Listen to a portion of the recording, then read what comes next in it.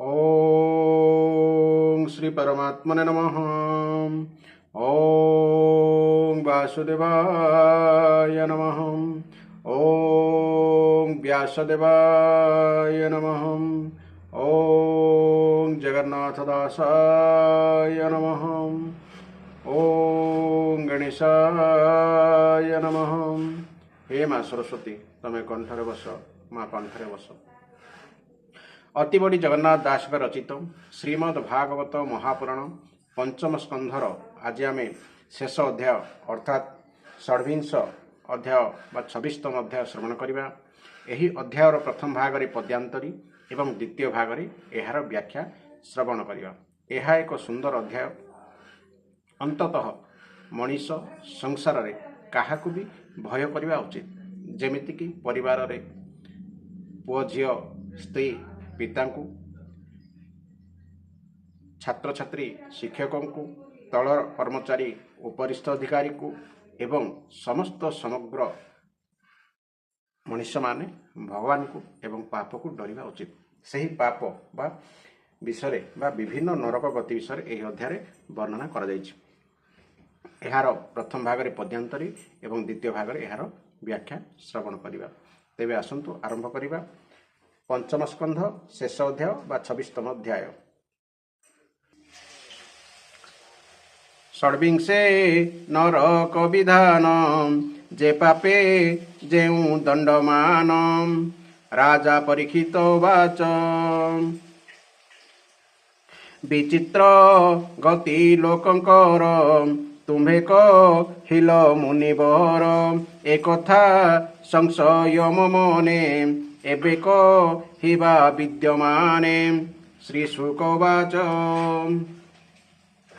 त्रिगुण विचित्र होई राजन शुण मन देई कर्तार मते फल पाई श्रद्धा बेनि होई सकल गति सभिंकर तारतम्ୟରେ होए स्थिर ए अनंतरे एबे शुण निषिद्ध अधर्म लक्षण धर्म बेनिमत श्रद्धा जे विदित समान कर्म फलमान काहारी नुह राजन जेते विद्या काम्य कर्म एहाल क्षण परिणाम गति जे शत मत प्रवृत होए परीक्षित एहार गति अगोचर विस्तारी बनिबु अपहर।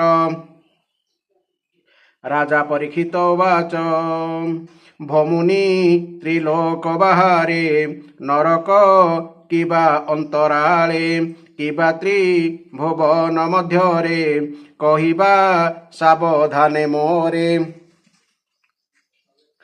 श्री शुकवाच त्रिजगतर अंतराल दक्षिण दिगे महिपाल भूमिर तले जल परे अग्निस्वातस भात रे सकल पितृगण जेते स्वगोत्र कल्याण निमंते जहिब संति हे राजन तहि अंतक भगवान।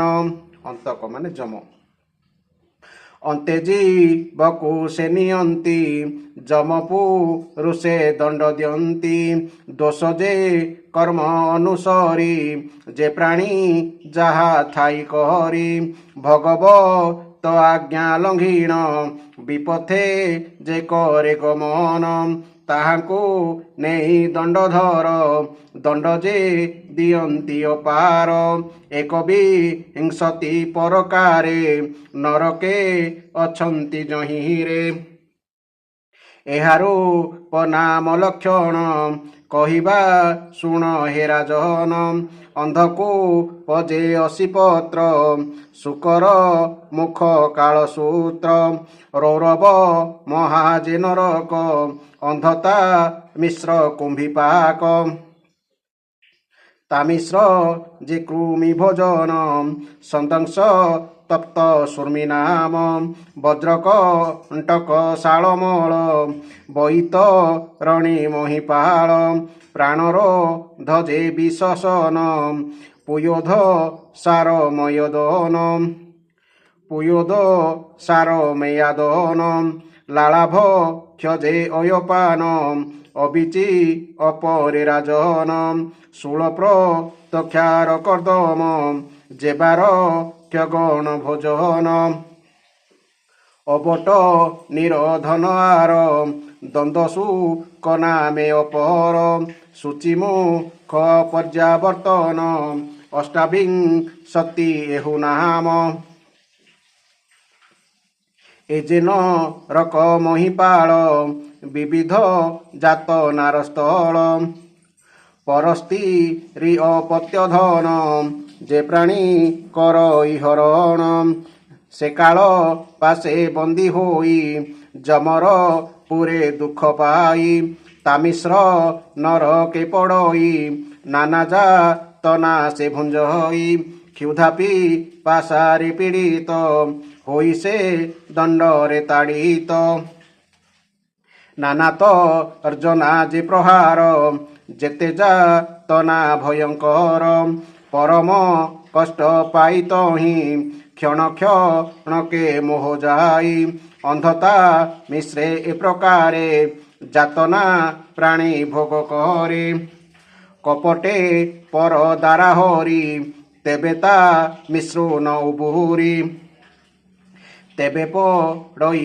সে যে তহি যাতনা সিন্ধুরে বুড়ই নষ্ট হু ওই মতি তার দৃষ্টি না সই নৃপবর মোহিম হর ভাব বহি প্রাণীদ্ରୋହକୁ যে চিন্ত হই কুটুম্ব পাই হিংসা বহি সে প্রাণী রৌরবে পড়ই যে জীব হিংসନ୍ତି ସଂସାରେ ତାହାଙ୍କୁ ପର ଯେ ଲୋକରେ ରୌରବ ମୂର୍ତ୍ତି ଜୀବ ହୋଇ ସେଠାରେ ତାହାଙ୍କୁ ହିଂସଇ ମହାରୌରବ ଏହି ମତ ଯହିଁ କ୍ରୂର ଜୀବ ବିଦିତ ତହିଁରେ ଯେ ପାପି ପଡ଼ଇ ରୌରବ କ୍ରବ୍ୟାଦତା ଖାଇ রৌরব ক্রব্যাদ অর্থাৎ রৌর নামক কঞ্চা মাংস ভক্ষণকারী ভয়ঙ্কর প্রাণী যে নর পশু পক্ষীমান প্রাণ করে রন্ধন রাক্ষাসু বলি ସେହି ହୋଇ কুম্ভিপা করে সে পড়ই তপত তৈলে তাহার রন্ধন হুই শরীর কাଳসু নরক নাম বিস্তার অয়ুত যোজন তাম্রম যজে ভূমি তার উপরে থাই যে ভাস্কর অধোভা গরে অগ্নি থাই এমন্ত নরকটই যে নর ব্রহ্ম হত্যা করে সে তহি পড়ই নির্ভরে তপত সুবর্ণ ফুটই তহি সে দগধ হুই ক্ষণকে উঠই লোটই বসই ব্যাকুলে ধামই ক্ষুধাতৃ সারে পীড়্যমান ক্ষণকে হুয়ে অচেতন পশুর দেহে রোম যেতে বরস সহস্র যাবতে অত্যন্ত জাত না ভুঞ্জই সে প্রাণী তহি পড়িথাই যে নিজ ধর্ম কর্ম ছাড়ি বেদ আজ্ঞাକୁ নিন্দে হুড়ি ପାଷାଣ୍ଡ ବୋଲି ତାକୁ କହି ଅସିପତ୍ରରେ ସେ ପଢ଼ଇ ଲୌହମୁ ଗର ତା ଉପରେ ପ୍ରହାର କରନ୍ତି ନିର୍ଭରେ ଅଦୋଷେ ଦଣ୍ଡନ୍ତି ଜେନରେ ପାପ ଭୁଞ୍ଜନ୍ତି ତମ ଘରେ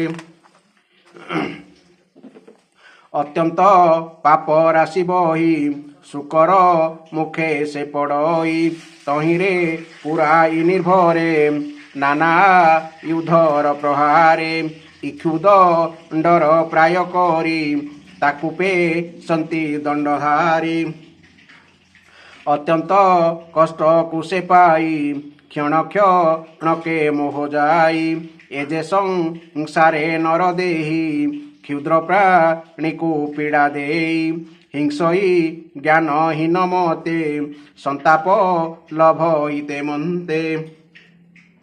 ସେ ପ୍ରାଣୀ ପରଲୋକେ ଯାଇ ଅନ୍ଧକୁ ପରେ ପଡ଼ିଥାଇ ଯେ ଗ୍ରାସ ନ ବାଣ୍ଟି ଭୁଞ୍ଜଇ ବାୟସ ତୁଲ୍ୟ ତାକୁ କହି। ବାୟସ ମାନେ କୁଆ।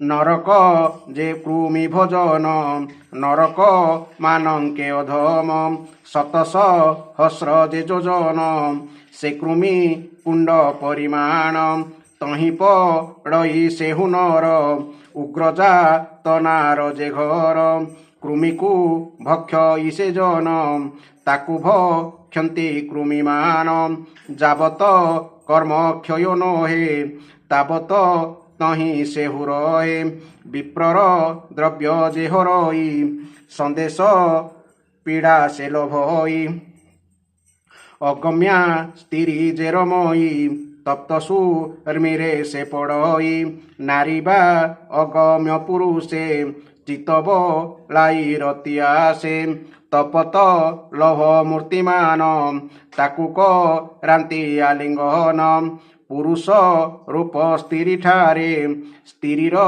ପୁରୁଷ ବ୍ୟବହାରେ ଅଗମ୍ୟ ପଶ୍ୱାଦି ଗମନ କରଇ ପାଷଣ୍ଡ ଯେ ଜନ ବଜ୍ରକ କଣ୍ଟକ ଶାମଳୀରେ ଆରୋହ କରାନ୍ତି ତାହାରେ ଯେ ରାଜ ପୁରୁଷ ଅପର କରନ୍ତି ଧର୍ମ ସେତୁ ଦୂର ଧର୍ମ ଆଚରେ ଯେ ହୁନର ତାଙ୍କୁ ହିଂସତି ଯେ ପାମର ସେ ଅନ୍ତେ ବୈତରଣୀରେ ପାପିଷ୍ଟେ ପଡ଼ନ୍ତି ନିର୍ଭରେ ନିରୟ ପରୀକ୍ଷା ଯାହାର ଏମନ୍ତ ଯେଉଁ ନଦୀବର ତହିଁରେ ଜଳ ଜନ୍ତୁମାନ ପାପୀଙ୍କୁ କରନ୍ତି ଭକ୍ଷଣ। ନିରୟ ମାନେ ନରକ। ମୂତ୍ରପୁ ରିଷ ଯେ ଶୁଣିତ ନଖମେ ଦସ୍ତି ବହୁତ ତହିଁ ପକାନ୍ତି ତାକୁ ନେଇ ବାସନା କର୍ମ ସୁମରଇ ବୃଷଳି ଗମନ ଯେ କରେ ଶୌଚ ଆଚାର ପରିହରେ।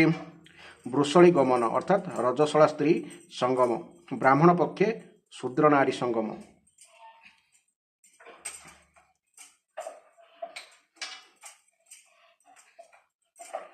ନିର୍ଲଜ ଭାବକୁ ବହଇ ନିତ୍ୟ ନିୟମକୁ ଛାଡ଼ ହଇ ଅନ୍ତେ ସେ ପୁୟ ଦେ ପଡ଼ଇ ଶ୍ଲେଷ୍ମା ଯେ ମଳ ମୂତ୍ର ଜହିଁ ଶ୍ଲେଷ୍ମା ମାନେ କଫ ସିଙ୍ଗାଣି ଅତି ବିଭତ୍ସ ଯେ ଭୋଜନ ତାହାକୁ ଭୁଞ୍ଜଇ ସେ ଜନ ମୃଗୟା ବିହାରେ ଯେ ନର ପ୍ରବୃତ ହୋଇ ବାରମ୍ବାର ମୃଗାଦି ବାଳ ପଶୁମାନ ବହୁତ ମାରନ୍ତି ରାଜନ ବିବିଧ ବାଣେ ଯମଦୂତ ତାକୁ ପ୍ରହାରନ୍ତି ବହୁତ କପଟ ଯଜ୍ଞେ ଯେ ହୁନରେ ଦମ୍ଭ ଆଚରି ପଶୁମାରେ ସେ ଲୋକ ବିଶୋଷଣ ନାମେ ନରକେ ପଡ଼ନ୍ତି ସମାନେ ପତ୍ନୀ କି ରେତକୁ ପିଆଇ ଯେ ବିପ୍ର କାମ ବଶ ହୋଇ ଅମୂତ୍ର ଯେ ରେତ କୁଲ୍ୟାରେ ରେତଙ୍କୁ ପିଆନ୍ତି ତାହାରେ। ଅମୂତ୍ର ମାନେ ପରଲୋକରେ ରେତ କୁଲ୍ୟାରେ ମାନେ ବୀର୍ଯ୍ୟ ନଦୀରେ ରେତକୁ ପିଆନ୍ତି ତାହାରେ ଯେ ନର ଗୃହେ ଅଗ୍ନି ଦେଇ କପଟେ ଗରଳ ଭୁଞ୍ଜାଇ ସେ ପର ଲୋକେ ଯେବେ ଯାଇ ବିବିଧ ଜାତ ନା ଭୁଞ୍ଜଇ ଉଗ୍ରଦ ସନ ଶ୍ୱାନ ସତ ତାଙ୍କୁ ଭୁଞ୍ଜନ୍ତି ଅବିରତ ସାକ୍ଷ୍ୟରେ ମିଥ୍ୟା ଯେ କହଇ ଅବିଚି ନରକେ ପଡ଼ଇ ଅଧକୁ ହୁଅ ଇତାଶିର ନରକ ଭୁଞ୍ଜଇ ପାମର ଯାହାର ଶ୍ରେଷ୍ଠ ଯେଉଁ ଜନ ଯେ ତାଙ୍କୁ ନ କରେ ବନ୍ଧନ କ୍ଷାରକ ହର୍ଦମେ ସେ ପଡ଼ଇ ବହୁତ ଜାତ ନା ଭୁଞ୍ଜାଇ।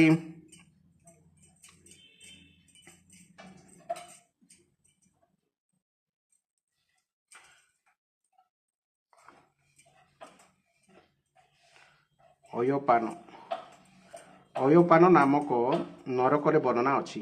କୌଣସି ବ୍ରାହ୍ମଣ ଅଥବା ବ୍ରତ ପାଳନ କରୁନଥିବା ବ୍ୟକ୍ତି ଯଦି ମଦ୍ୟପାନ କରେ ଏବଂ କୌଣସି କ୍ଷତ୍ରିୟ ବା ବୈଶ୍ୟ ଯଦି ସୋମପାନ କରେ, ସେମାନଙ୍କୁ ଯମଦୂତମାନେ ଅୟୋପାନ ନାମକ ନରକରେ ଅସହ୍ୟ ଯାତନା ଦିଅନ୍ତି।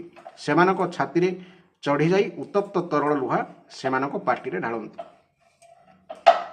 ଯେ ପ୍ରାଣୀ ନର ମେଧ କରେ, ଦେବତା ସନ୍ତୋଷ ପ୍ରକାରେ, ସ୍ତ୍ରୀ ବା ଲୋକ ପଶୁ ମାରେ, ଡାକିନୀ ଆଦି ରୂପ ଧରେ, ସେହି ବା ଲୋକ ପଶୁମାନେ ପ୍ରବେଶୀ ଯମର ସଦନେ। ରାକ୍ଷସ ରୂପ କୁଆଚରୀ, ଶୋଣିତ ପିବନ୍ତି ତାହାରି, ଯେ ସ୍ତ୍ରୀ ପୁରୁଷର କତ, ଖାଇହୁ ଅନ୍ତି ମଦେ ମତ, ନାଚନ୍ତି ଗାୟନ୍ତି ହରସେ, ଯେମନ୍ତ ରାକ୍ଷସ ପୁରୁଷେ, ବିବିଧ ରଜୁର ପ୍ରକାରେ, ଯେ ନର ଗ୍ରାମ୍ୟ ଅରଣ୍ୟରେ, ବିଶ୍ୱାସୀ ପଶୁଙ୍କୁ ମାରଇ, ସେ ନରକେ ପଡ଼ଇ। ବିଶ୍ୱାସୀ ମାନେ ପ୍ରଲୋଭନ ଆଦି ଦ୍ୱାରା ବିଶ୍ୱାସ ଜନ୍ମଇ। ପାଶେବ ଧନ ହୋଇ ସେହି, କ୍ଷୁଧାତୃ ସାରେ ପୀଡ଼ା ପାଇ, କଙ୍କବ କାଦି ଯମଗଣ, ତୁଣ୍ଡରେ କରନ୍ତି ଭକ୍ଷଣ, ବିବିଧ କ୍ଲେଶ କୁଲ ଭଇ, ଆପଣା କର୍ମ ସୁମରଇ। ଉଗ୍ର ଭାବ ଯେଉଁ ନରେ, ପ୍ରାଣୀଙ୍କୁ ଉଦବେଗ କରେ, ଦ୍ୱନ୍ଦ୍ୱସୁ ଘୋର ନରକେ, ପଡ଼ନ୍ତି ଯାଇ ପରଲୋକେ, ପଞ୍ଚବା ସତ ମୁଖ ଯାର, ଏମନ୍ତ ଦ୍ୱନ୍ଦ୍ୱ ସୁକବର। ଦ୍ୱନ୍ଦ୍ୱ ସୁକବର ଅର୍ଥାତ୍ ବିଶାଳକାୟ ସର୍ପ ବିଶେଷ।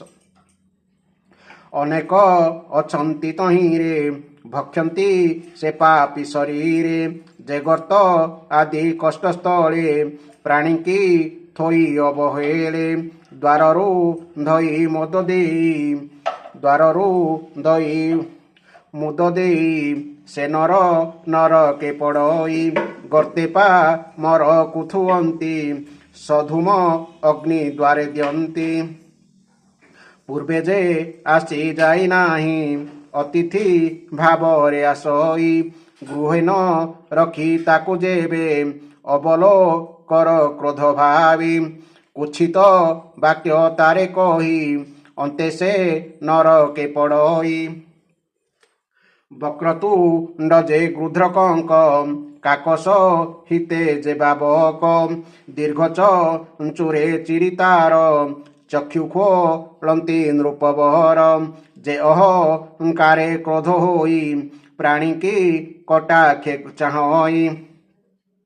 କୁଟିଳ ହୃଦୟ ଭାବରେ, ଜୀବର ମନ୍ଦଙ୍କୁ ଆଚରେ, ଅନ୍ତେ ସେ ଯାଇ ପରଲୋକେ, ପଡ଼େ ନରକ ସୂଚି ମୁଖେ, ତହିଁରେ ପାପୀର ଶରୀର, ପୀଡ଼ନ୍ତି ଯମର କିଙ୍କର, ଏମନ୍ତ ପ୍ରକାରେ ରାଜନ, ଶତ ଶତ ନରକମାନ। ଅଛଇ ଯମର ସଦନ, ତହିଁ ପାପୀଙ୍କ ନିଜ ସ୍ଥାନ, ଯେ ଯେତେ ଧର୍ମ ଆଚରଇ, ସେ ରୂପେ ଫଳ ସେ ଭୁଞ୍ଜଇ। ନିବୃତ୍ତି ମାର୍ଗର ଲକ୍ଷଣ, ଆଗେ ତ କହିଛୁ ରାଜହନ, ଏ ଚତୁର୍ଦଶ ଭାଗ ହୋଇ, ବ୍ରହ୍ମାଣ୍ଡ କୋଶ ଏ ବୋলাই। ପୁରାଣ ଅନୁମାନ କରି, ତୁମ୍ଭରେ କହିଲୁ ବିସ୍ତାରି, ଯେ ଭାଗବତ ନାରାୟଣ, ମହାପୁରୁଷ ଭଗବାନ, ଗରିଷ୍ଠ ରୂପ ତାହାଙ୍କର, ମାୟା ଗୁଣରେ ନୃପବର, ଯେତେକ ବନିଲଇ ମୁହିଁ, ସକଳ ରୂପ ସେ ଅଟଇ, ଯେ ନର ଶ୍ରଦ୍ଧାବନ୍ତ ହୋଇ, ପଢ଼ଇ ଶୁଣାଇ, ସେ ସାଧୁ ଭକ୍ତ ଶୁଦ୍ଧ ନର, ପରମ ଆତ୍ମା ଯେ ଈଶ୍ୱର। ଅଚିନ୍ତ୍ୟ ରୂପଟି ଯାହାର, ପରମ ସୂକ୍ଷ୍ମରୁ ଯେ ପହର ଅତି ସୂକ୍ଷ୍ମରୁ ସୂକ୍ଷ୍ମତର ଦେବଙ୍କୁ ଯାହା ଅଗୋଚର ସୁଗତି ଲଭ ଇସେ ଜନ ପରମ ଶ୍ରେଷ୍ଠ ତା ଜୀବନ ଦୀପବ ରସ ନଦୀଗିରି ସର୍ବସ ମୁଦ୍ର ଦଣ୍ଡଧାରୀ ପାତାଳ ଦିଗ ଯେ ନରକ ଭାଗଲ କ୍ଷଣ ଯେତେ ଲୋକ ଈଶ୍ୱର ସ୍ଥୂଳ ଯେ ଶରୀର ଆଶ୍ରୟ ସକଳ ଜୀବର ଏ ସର୍ବ ବିଭାଗ ପ୍ରକାରେ ଭୂରୂପ କହିଲୁ ତୁମ୍ଭରେ କହି ଜଗନ୍ନାଥ ଦାସ ପଞ୍ଚମ ସ୍କନ୍ଧେ ସୁଧାରସ ସାଦରେ ପ୍ରିୟ ସାଧୁ ପ୍ରାଣୀ ତରିବ ଭବ ତରଙ୍ଗିଣୀ ଏ ଯେ ସଂସାର ସିନ୍ଧୁ ଘୋର ଦୁଷ୍ଟଜ ନରେ ଭୟଙ୍କର ପାଦବ ଲଭ ଯୁଗ ଧରି ସୁଖେତ ରିବ ଭବବାରୀ ତା ବିନୁ ଅନ୍ୟ ଗତି ନାହିଁ ସୁଜନେ ଚିନ୍ତ ଭାବଗ୍ରାହୀ ଇତି ଶ୍ରୀମଦ୍ଭାଗବତେ ମହାପୁରାଣେ ପରମହଂସା ସହିତାୟାଂ ବୈୟାସିକ୍ୟାଂ ପଞ୍ଚମ ସ୍କନ୍ଧେ ଜମାଳୟ ନରକ ବର୍ଣ୍ଣନଂ ନାମ ଷଡ଼୍ବିଂଶୋऽଧ୍ୟାୟः समाप्तोऽयं पंचम स्कन्धः। ओम हरि ओम तत्सत् हरि ओम तत्सत् हरि ओम तत्सत्। वर्तमान आमे एही अध्यायर व्याख्या सुनिबा। मनीष माने कहती मरीगले तो सरीगला किए कौन भोगुची किए जानुची आज्ञा से नुहे ए जो आमे शरीर धरुचे ए हला हाड़ मांस गढ़ा शरीर मनीष जेतेबेले जीवन त्याग करे बा मरी जाए तापरे तांकू आउ गोटे शरीर मिले ताहाला जातना शरीर सेही जातना शरीर रे मनीष जहा कर्म करिथिबो सेही शरीर रे फल भोगिबाकू बाध्य। तो केउ कर्म कले केउ पाप बा फल भोगिबाकू पड़े से विषय एठी वर्णना करा जाइछि। राजा परीक्षित पचारे हे महर्षि लोक मानकू ए जेउ सबु उच्च नीच गति मिले ए सबु मध्यरे एते विभिन्नता रहिछि काईकि। तीन प्रकार गति ऊर्ध्व गति निम्न गति और मध्य गति तीन प्रकार गति मनीष को मिले।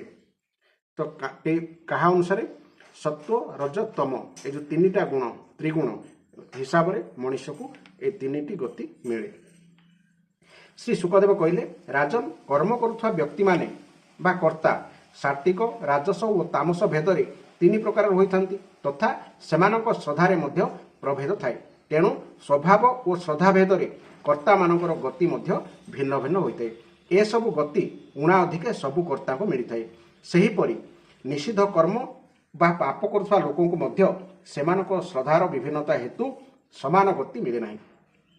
तेणु अनादि अविद्यार वशवर्ती होई कामना पूर्वक करा जाउथवा सेही सब निषिद्ध कर्मर परिणाम रु हजार हजार प्रकार नारकी गति मिलता है। एबे मु से सब विस्तारित भाव में कहूची सुनो। राजा परीक्षित पचारे भगवान आपण जो नाना नरक विषय वर्णना करने को चाहते सेगुड़िक एही पृथ्वी रे कौनसी देश विदेश ना त्रिलोक बाहर अथवा भितरे कौनसी स्थान रे रही। श्री सुखदेव कहले राजन नरक सबु त्रिलोकर भितरे ही रही ताहा दक्षिण दिगरे पृथ्वी तले किंतु जल भागर उपरे अवस्थित सेही दिगरे अग्निस्वात आदि पितृगण रहंती सेमाने अत्यंत एकाग्रतार सहित निज वंशधर मानकर मंगल कामना करुथांती। सेही नरक लोकरे सूर्यंक पुत्र पितृराज जम भगवान आज्ञानवर्ती होई निजर सेवक मानक सहित रहंती तथा निज दूत मानक द्वारा सेठाकू अणाଯାଇଥିବା मृत प्राणी मानकू सेमानकर दुष्कर्म अनुसार पापर फल बा दंड प्रदान करती। हे परीक्षित कही कही कहती 21 प्रकार नरक रही। मु वर्तमान नाम रूप और लक्षण सहित क्रमशः से सबु नरकर वर्णना करुछि। सेगुड़िकर नाम है तामिश्र अंधतामिश्र रौरव महारौरव कुंभीपाक कालसूत्र अशीपत्रवन शुकरमुख अंधकूप कृमिभोजन संदंशं तप्त सुर्मी वज्रकंठ कषामणी वैतरणी पुयोध प्राणरोध विशेषण लालाभक्ष सारमयादन अबिचि और अयोपान ଏସବୁ ଛଡ଼ା କ୍ଷାରକର୍ଦ୍ଦମ, ରକ୍ଷଗୁଣ ଭୋଜନ, ଶୂଳପ୍ରତ, ଦ୍ୱନ୍ଦ୍ୱଶୂଳ, ଅବଟ ନିରୋଧନ, ପର୍ଯ୍ୟାବର୍ତ୍ତନ ଓ ସୂଚିମୁଖ ଏପରି 7ଟି ନରକକୁ ମିଶାଇ ମୋଟ 28 ପ୍ରକାର ନରକ ରହିଛି। ଏସବୁ ହେଉଛି ବିଭିନ୍ନ ପ୍ରକାର ଯାତନା ଭୋଗିବାର ସ୍ଥାନ। ଯେ ଅନ୍ୟମାନଙ୍କର ଧନ, ସନ୍ତାନ ଅଥବା ସ୍ତ୍ରୀଙ୍କୁ ହରଣ କରେ ତାକୁ ଅତ୍ୟନ୍ତ ଭୟଙ୍କର ଯମଦୂତମାନେ କାଳପାଶରେ ବାନ୍ଧି ନେଇ ବଳପୂର୍ବକ ତାମିଶ୍ର ନରକରେ ପକାଇ ଦିଅନ୍ତି। ସେହି ଅନ୍ଧକାରମୟ ନରକରେ ତାକୁ ଅନ୍ନଜଳ ନ ଦେବା, ଠେଙ୍ଗା ବାଡ଼ିରେ ପିଟିବା ଓ ଭୟ ଦେଖାଇବା ଆଦି ଅନେକ ପ୍ରକାର ଉପାୟରେ ଯନ୍ତ୍ରଣା ଦିଆଯାଏ। ଏପରି ଯନ୍ତ୍ରଣା ପାଇ ଅତ୍ୟନ୍ତ ଦୁଃଖୀ ହୋଇ ସେ ହଠାତ୍ ମୂର୍ଚ୍ଛିତ ହୋଇଯାଏ। ସେହିପରି ଯେଉଁ ପୁରୁଷ ଅନ୍ୟ ପ୍ରତି ବିଶ୍ୱାସଘାତକତା କରି ତାର ସ୍ତ୍ରୀ ଆଦିକୁ ଭୋଗ କରେ ସେ ଯାଇ ଅନ୍ଧ ତାମିଶ୍ର ନରକରେ ପଡ଼େ। ସେଠାରେ ଯନ୍ତ୍ରଣାରେ ପଡ଼ି ସେ ମୂଳରୁ କାଟି ଦିଆଯାଇଥିବା ଗଛ ପରି ବେଦନା ଭୋଗି ଭୋଗି ବୁଦ୍ଧିଶୁଦ୍ଧି ହରାଇ ବସେ। ସେ ଆଉ କିଛି ବି ବୁଝିପାରେ ନାହିଁ କି ଦେଖିପାରେ ନାହିଁ। ତେଣୁ ସେହି ନରକକୁ ଅନ୍ଧ ତାମିଶ୍ର ନରକ କୁହାଯାଏ। ଯେଉଁ ପୁରୁଷ ଇହଲୋକରେ ଏହି ଶରୀରଟା ହିଁ ମୁଁ ଏବଂ ଏହି ସ୍ତ୍ରୀ ଧନ ସମ୍ପଦ ସବୁ ମୋର ବୋଲି ଧରି ବସି ଅନ୍ୟ ପ୍ରାଣୀମାନଙ୍କ ପ୍ରତି ଦ୍ରୋହ କରେ ଏବଂ ସର୍ବଦା ନିଜର କୁଟୁମ୍ବର ପାଳନ ପୋଷଣରେ ହିଁ ମଜିରାଏ, ସେ ମରିବା ପରେ ତାର ପାପ ହେତୁ ତାକୁ ଯାଇ ରୌରବ ନରକରେ ପଡ଼େ। ଇହଲୋକରେ ଯେ ଯେଉଁ ଜୀବମାନଙ୍କୁ ଯେପରି କଷ୍ଟ ଦେଇଥାଏ, ପରଲୋକରେ ଯମଯାତନାର ସମୟ ଆସିଗଲେ ସେହି ଜୀବମାନେ ତାକୁ ରୁରୁ ହୋଇ ତାଙ୍କୁ କଷ୍ଟ ଦିଅନ୍ତି। ତେଣୁ ଏହି ନରକର ନାମ ରୌରବ। ରୁରୁ ହେଉଛି ସର୍ପଠାରୁ ମଧ୍ୟ ଅଧିକ କ୍ରୂର ସ୍ୱଭାବଧାରୀ ଗୋଟିଏ ଜୀବର ନାମ। ପରବର୍ତ୍ତୀ ନରକଟିର ନାମ ହେଲା ମହାରୌରବ। ଯେ ଅନ୍ୟ କାହାକୁ ପରବାୟ ନ କରି ବା ଖାତିର ନ କରି କେବଳ ନିଜର ଶରୀରଟିକୁ ହିଁ ପାଳନ ପୋଷଣ କରେ ସେ ଆସି ଏହି ନରକରେ ପଡ଼େ। କଞ୍ଚା ମାଂସ ଖାଉଥିବା ରୁରୁମାନେ ସେଠାରେ ତାର ମାଂସକୁ ଖୁମ୍ପି ଖୁମ୍ପି ଖାଇଯାଆନ୍ତି। ଯେଉଁ କ୍ରୂର ହୃଦୟହୀନ ମନୁଷ୍ୟମାନେ ଇହଲୋକରେ ନିଜ ପେଟ ପୋଷିବା ପାଇଁ ଅନ୍ୟ ପଶୁପକ୍ଷୀଙ୍କୁ ଜୀବିତ ଅବସ୍ଥାରେ ରାନ୍ଧି ଖାଆନ୍ତି, ସେଭଳି ହୃଦୟହୀନ ତଥା ରାକ୍ଷସଙ୍କ ଠାରୁ ମଧ୍ୟ ଅଧିକ ନିଷ୍ଠୁର ମନୁଷ୍ୟମାନଙ୍କୁ ଧରି ଆଣି ଯମଦୂତମାନେ କୁମ୍ଭୀ ପାଖକୁ ନେଇଯାଆନ୍ତି ଏବଂ ସେଠାରେ ସେମାନଙ୍କୁ ଟକମକ ହୋଇ ଫୁଟୁଥିବା ଗରମ ତେଲରେ ପକାଇ ରାନ୍ଧନ୍ତି। ଯେଉଁମାନେ ଇହଲୋକରେ ମାତା ପିତାଙ୍କୁ, ବ୍ରାହ୍ମଣଙ୍କୁ ଏବଂ ବେଦଗଣଙ୍କୁ ବିରୋଧ କରନ୍ତି, ଯମଦୂତମାନେ ସେମାନଙ୍କୁ ଆଣି କାଳସୂତ୍ର ନରକରେ ପକାଇ ଦିଅନ୍ତି। ସେହି ନରକର ପରିସୀମା 10,000 ଯୋଜନ। ତାହାର ଭୂମି ତମ୍ବାର ହୋଇଥାଏ। ସେହି ତମ୍ବା ଭୂମି ଉପରୁ ସୂର୍ଯ୍ୟକିରଣ ଓ ତଳୁ ହୁ ହୁ ହୋଇ ଜଳୁଥିବା ଅଗ୍ନି ଦ୍ୱାରା ଉତ୍ତପ୍ତ ହୋଇ ରହିଥାଏ। ସେହି ଉତ୍ତପ୍ତ ଭୂମିରେ ପଡ଼ିଥିବା ଜୀବ ଭୋକ ଶୋଷରେ ବ୍ୟାକୁଳ ହୋଇଯାଏ ଏବଂ ତା ଶରୀରର ବାହାର ଭିତର ସବୁଆଡ଼ୁ ଜଳିବାକୁ ଲାଗେ। ସେ ଯନ୍ତ୍ରଣାରେ ଛଟପଟ ହୋଇ କେତେବେଳେ ବସି ପଡ଼େ ତ କେତେବେଳେ ତଳେ ଗଡ଼ିଯାଏ, ପୁଣି କେତେବେଳେ ଠିଆ ହୋଇ ପଡ଼େ ତ କେତେବେଳେ ପ୍ରାଣ ବିକଳରେ ଏଣେ ତେଣେ ଦୌଡ଼େ। ସେହି ନରପଶୁର ଦେହରେ ଯେତେ ଲୋମ ଥାଏ ସେତେ 1000 ବର୍ଷ ପର୍ଯ୍ୟନ୍ତ ଏପରି ସେ ଦୁର୍ଗତି ଭୋଗ କରେ। ଯେଉଁ ମନୁଷ୍ୟ କୌଣସି ପ୍ରକାର ଆପଦ ବିପଦରେ ନ ପଡ଼ି ମଧ୍ୟ ନିଜର ବୈଦିକ ମାର୍ଗ ଛାଡ଼ି ଦେଇ ଅନ୍ୟ ପାପମୟ ଧର୍ମର ଆଶ୍ରୟ ନିଏ ତାକୁ ଯମଦୂତମାନେ ଆଣି ଅଶୀପତ୍ରବନ ନରକରେ ପକାଇ ଚାବୁକରେ ପିଟନ୍ତି। ମାଡ଼ରୁ ରକ୍ଷା ପାଇବା ପାଇଁ ସେ ଏଣେ ତେଣେ ଧାଇଁବାକୁ ଲାଗେ। ସେହି ନରକରେ ସବୁଆଡ଼େ ଦିଧାରୁଆ ଖଣ୍ଡା ପରି ଟାଁସ ପତ୍ର ଥିବା ଛୋଟ ଛୋଟ ତାଳପତ୍ର ପରି ଗଛ ପୂର୍ଣ୍ଣ ହୋଇ ରହିଥାଏ। ତା ଫଳରେ ସେହି ଧାଉଁଥିବା ପୁରୁଷର ଦେହ ସାରା କାଟି ହୋଇଯାଏ। ସେ ଖାଣ୍ଡିଆ ଖବରା ହୋଇ ଅତ୍ୟନ୍ତ ବେଦନାରେ ମରିଗଲି ବୋଲି ରଡ଼ି ଛାଡ଼େ। ଏହିପରି ରଡ଼ି ଛାଡ଼ି ସେ ଏଠି ସେଠି ମୂର୍ଚ୍ଛିତ ହୋଇ ତଳେ ପଡ଼ିଯାଉଥାଏ। ନିଜର ଧର୍ମ ଛାଡ଼ି ପାଷାଣ୍ଡମାନଙ୍କ ମାର୍ଗରେ ଚାଲିବା ରୂପୀ କୁକର୍ମର ଫଳସ୍ୱରୂପ ତାକୁ ଏପରି ଦୁଃଖ ଭୋଗ କରିବାକୁ ପଡ଼େ। ଯେଉଁ ମନୁଷ୍ୟ ଇହଲୋକରେ ରାଜା ବା ରାଜକର୍ମଚାରୀ ହୋଇ କୌଣସି ନିରପରାଧ ଲୋକକୁ ଦଣ୍ଡ ଦିଏ ବା ଅଥବା ବ୍ରାହ୍ମଣକୁ ଦୈହିକ ଦଣ୍ଡ ଦିଏ, ସେହି ମହାପାପୀ ମରିବା ପରେ ଶୂକରମୁଖ ନରକରେ ପଡ଼େ। ସେଠାରେ ମହାବଳୀ ଯମଦୂତମାନେ ତାକୁ ଜଳରେ ଆଖୁ ପେଡ଼ିବା ପରି ପେଡ଼ି ଦିଅନ୍ତି। ସେ ତାର ଜୀବିତ କାଳରେ ନିରପରାଧ ପ୍ରାଣୀମାନଙ୍କୁ ସନ୍ତପ୍ତ କରିବା ବେଳେ ସେମାନେ ଯେପରି ଆର୍ତ୍ତ ସ୍ୱରରେ ଚିତ୍କାର କରୁଥିଲେ ସେ ସେହିପରି ଆର୍ତ୍ତ ଚିତ୍କାର କରି କରି ମୂର୍ଚ୍ଛିତ ହୋଇଯାଏ। ଯେଉଁ ମନୁଷ୍ୟ ଛାରପୋକ ଆଦି ଜୀବଙ୍କୁ ଇହଲୋକରେ ମାରିଦିଏ ସେପରି ଦ୍ରୋହର ଫଳସ୍ୱରୂପ ମରିବା ପରେ ସେ ଯାଇ ଅନ୍ଧକୂପ ନରକରେ ପଡ଼େ। ସ୍ୱୟଂ ଭଗବାନ ତ ଛାର ପୋକକୁ ରକ୍ତ ଖାଇବାର ସ୍ୱଭାବ ଦେଇଛନ୍ତି। ତେଣୁ ସେ ଅନ୍ୟର ରକ୍ତ ଖାଇବା ବେଳେ ଅନ୍ୟକୁ କଷ୍ଟ ଦେଉଛି ବୋଲି ଜାଣିପାରେ ନାହିଁ। କିନ୍ତୁ ମନୁଷ୍ୟକୁ ତ ଭଗବାନ ବିଧି ନିଷେଧ ସମ୍ବନ୍ଧୀୟ ଜ୍ଞାନ ଦେଇଛନ୍ତି ଓ ଅନ୍ୟକୁ କଷ୍ଟ ଦେଉଥିବା କଥା ମଧ୍ୟ ସେ ଜାଣିପାରେ। ତେଣୁ ସେଭଳି କ୍ଷୁଦ୍ର ଜୀବକୁ ମାରି ମନୁଷ୍ୟ ଦୋଷଭାଗୀ ହୋଇଥାଏ। ତାହାର ଫଳସ୍ୱରୂପ ଅନ୍ଧକୂପ ନରକରେ ପଡ଼ିଥିବା ବେଳେ ପଶୁ, ମୃଗ, ପକ୍ଷୀ, ସର୍ପ ଆଦି କାମୁଡ଼ୁଥିବା ଜୀବ ତଥା ଯେଉଁ ମଶା, ମାଛି, ଛାରପୋକ ଆଦି ରକ୍ତଖିଆ ଜୀବକୁ ସେ କଷ୍ଟ ଦେଇଥାଏ, ସେମାନେ ଆସି ତାକୁ ସବୁ ଦିଗରୁ ଘେରି କାମୁଡ଼ନ୍ତି। ଏସବୁ ଫଳରେ ତାର ନିଦ୍ରା ଓ ଶାନ୍ତି ଭଙ୍ଗ ହୁଏ। ସେଠାରୁ ଅନ୍ୟ ସ୍ଥାନକୁ ପଳାଇ ଯିବାର ବାଟ ନଥାଏ। ସେ ଅଶାନ୍ତିରେ ସେହି ଘୋର ଅନ୍ଧକାର ଭିତରେ ଏଣେ ତେଣେ ବାଟ ଖୋଜି ଖୋଜି ରୋଗଗ୍ରସ୍ତ ଶରୀରରେ ଜୀବ ଛଟପଟ ହେଲା ପରି ଛଟପଟ ହୁଏ।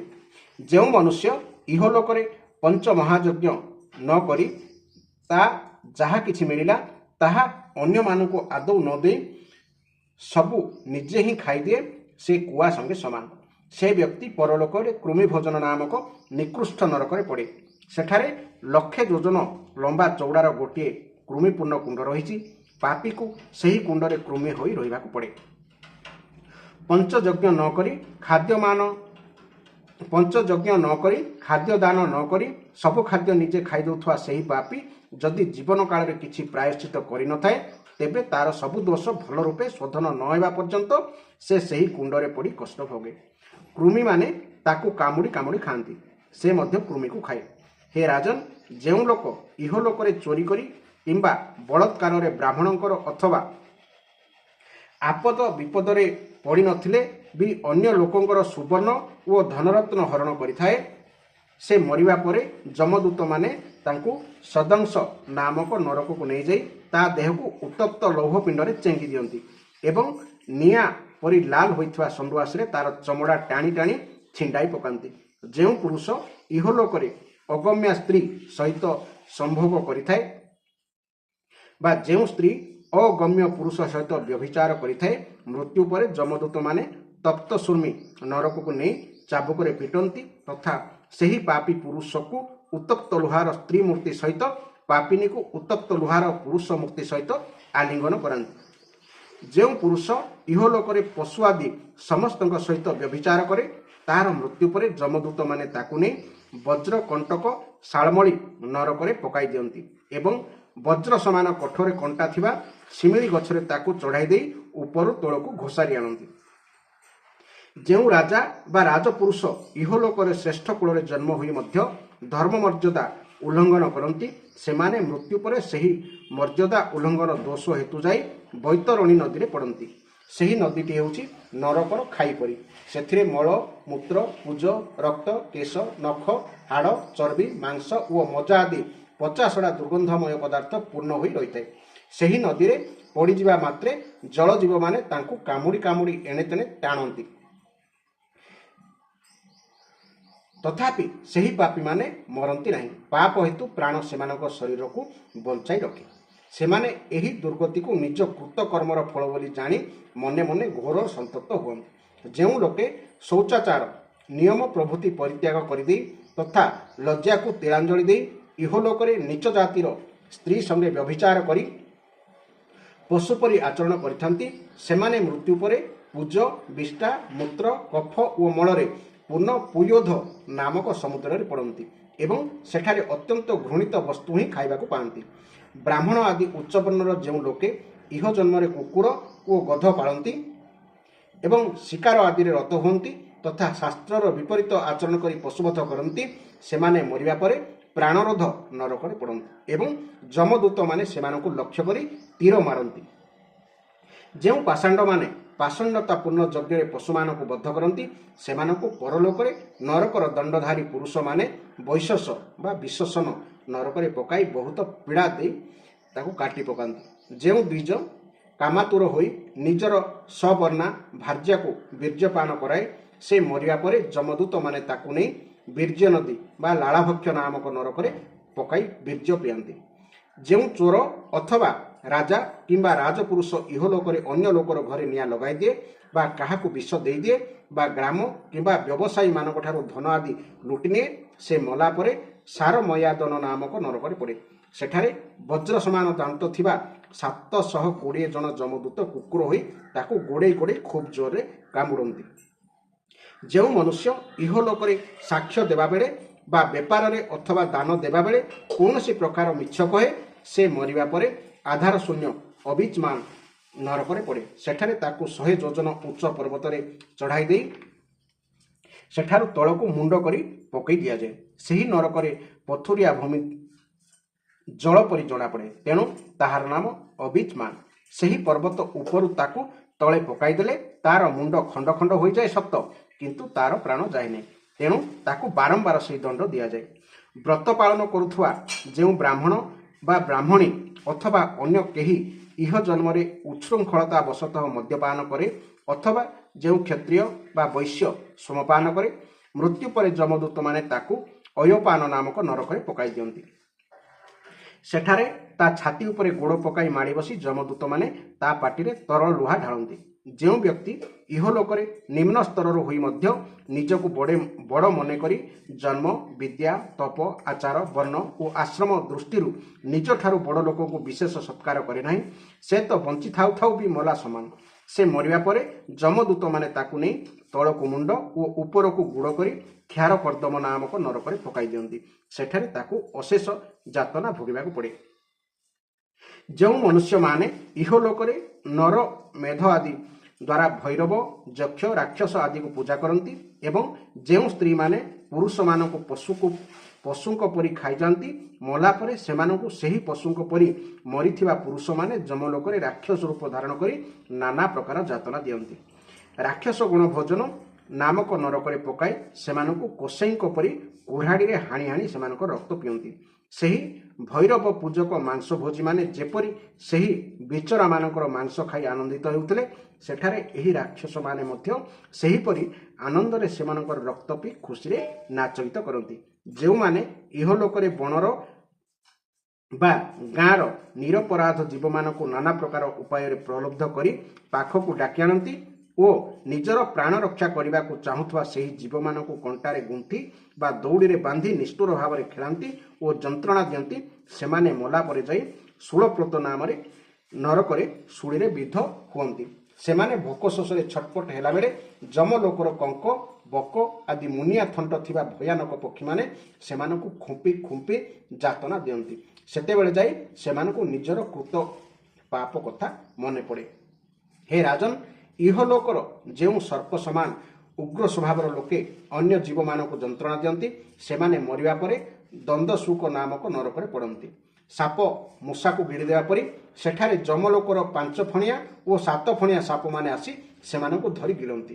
ଯେଉଁମାନେ ଇହଲୋକରେ ଅନ୍ୟ ପ୍ରାଣୀମାନଙ୍କୁ ଅନ୍ଧାରୁଆ ଗାତରେ ବା ଗୁମ୍ଫାରେ ପୁରାଇ ଦେଇ କଷ୍ଟ ଦିଅନ୍ତି, ପରଲୋକରେ ଯମଦୂତମାନେ ସେମାନଙ୍କୁ ସେହିପରି ସ୍ଥାନମାନଙ୍କରେ ପୁରାଇ ତା ଭିତରକୁ ବିଷାକ୍ତ ନିଆଁ ଧୂଆଁ ଛାଡ଼ି ଦିଅନ୍ତି। ସେହି ନରକକୁ ଅବାଟ ନିରୋଧନ ନରକ କୁହାଯାଏ। ଯେଉଁ ଗୃହସ୍ଥମାନେ ସେମାନଙ୍କ ଘରକୁ ଆସିଥିବା ଅତିଥି ଅଭ୍ୟାଗତମାନଙ୍କୁ ବାରମ୍ବାର କ୍ରୋଧ ଦୃଷ୍ଟିରେ ଦେଖନ୍ତି ବା ରାଗ ଦୃଷ୍ଟିରେ ଦେଖନ୍ତି, ଅର୍ଥାତ୍ ଅତିଥିଙ୍କୁ ଭସ୍ମ କରିଦେବା ଭଳି ନିଷ୍ଠୁର କୁଟିଳ ଦୃଷ୍ଟିରେ କ୍ରୋଧରେ ଚାହାନ୍ତି, ସେମାନେ ମରିବା ପରେ ନରକରେ ପଡ଼ନ୍ତି। ସେହି ନରକରେ କୁଆ, ଶାଗୁଣା, ଚିଲ ଆଦି ବଜ୍ର ସମାନ ଥଣ୍ଟଧାରୀ ପକ୍ଷୀମାନେ ସେହି ଅତିଥି ପୀଡ଼କମାନଙ୍କର ଆଖିକୁ ବଳପୂର୍ବକ ଖୁମ୍ପି ତାଡ଼ି ନିଅନ୍ତି। ସେହି ନରକକୁ ପର୍ଯ୍ୟାବର୍ତ୍ତନ ନରକ କୁହାଯାଏ। ଇହଲୋକରେ ଯେଉଁମାନେ ନିଜକୁ ବଡ଼ ଧନୀ ବୋଲି ଭାବି ଅନ୍ୟମାନଙ୍କୁ ଅଭିମାନ ବଶତଃ କୋପ ଦୃଷ୍ଟିରେ ଦେଖନ୍ତି ଓ ସମସ୍ତଙ୍କୁ ଚୋର ବା ଠକ ବୋଲି ଭାବନ୍ତି, ଧନ ବ୍ୟୟ ଓ ନଷ୍ଟ ହୋଇଯିବା ଭୟରେ ଯେଉଁମାନେ ଚିନ୍ତା କରି କରି ମୁହଁକୁ ତଥା ହୃଦୟକୁ ଶୁଖିଲା କରିଦିଅନ୍ତି ଏବଂ ତା ଫଳରେ ଟିକିଏ ବି ଶାନ୍ତିରେ ନ ବସି ଧନକୁ ଯକ୍ଷ ପରି ଜଗି ରହନ୍ତି, ତଥା ଯେଉଁମାନେ ଧନ ଉପାର୍ଜନ କରିବା, ଧନ ବଢ଼ାଇବା ଓ ଧନ ସଞ୍ଚୟ କରିବା ପାଇଁ ନାନା ପ୍ରକାର ପାପ କରନ୍ତି, ସେଭଳି ନରଧାମମାନେ ମଲା ପରେ ଯାଇ ସୂଚିମୁଖ ନରକରେ ପଡ଼ନ୍ତି। ଯମଦୂତମାନେ ସେଭଳି ଅର୍ଥ ପିଶାଚମାନଙ୍କର ଦେହ ସାରା ଦରଜୀଙ୍କ ପରି ଛୁଞ୍ଚି ଫୋଡ଼ି ଫୋଡ଼ି ସୂତାରେ ସିଲେଇ କରିଦିଅନ୍ତି। ହେ ରାଜନ, ଯମଲୋକରେ ଏହିପରି ଶହ ଶହ ହଜାର ହଜାର ନରକ ରହିଛି।